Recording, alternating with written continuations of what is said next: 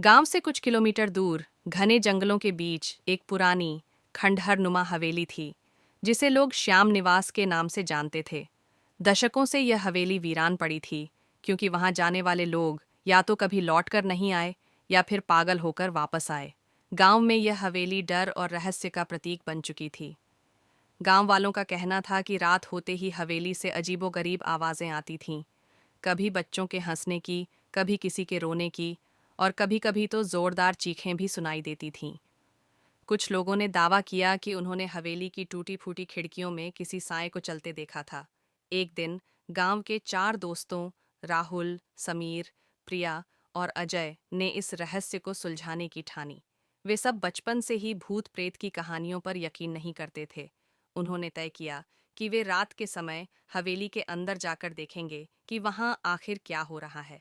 रात के ठीक 12 बजे चारों दोस्त टॉर्च और कुछ लकड़ियां लेकर हवेली में दाखिल हुए।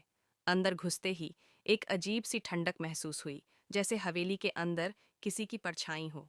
दीवारों पर धूल जमी थी और जगह जगह मकड़ियों के जाले लटके हुए थे। अचानक दरवाजा खुद ब खुद जोर से बंद हो गया। राहुल ने जब अपनी टॉर्च आगे की ओर घुमाई तो उन्हें सीढ़ियों पर एक सफेद साड़ी में खड़ी एक औरत दिखाई दी। उसके चेहरे पर कोई आंख नाक नहीं थे, बस एक काला साया था। देखते ही देखते वह औरत उनकी ओर बढ़ने लगी। तभी ऊपर की मंजिल से किसी बच्चे के रोने की आवाज आई। किसी तरह हिम्मत जुटाकर चारों ने हवेली की पुरानी फाइलें ढूंढनी शुरू की। एक पुराने संदूक में उन्हें अखबार की एक कटिंग मिली।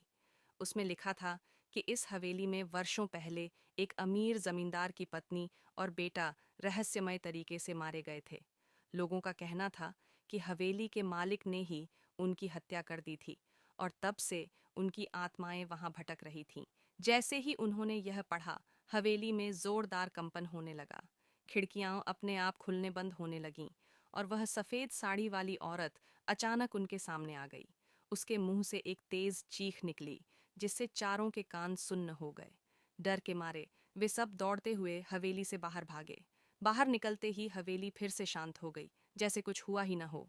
अगले दिन गांव में सभी ने उनकी बातें सुनी, लेकिन कोई भी हवेली के अंदर जाने की हिम्मत नहीं जुटा पाया। तब से वह हवेली और भी रहस्यमयी बन गई।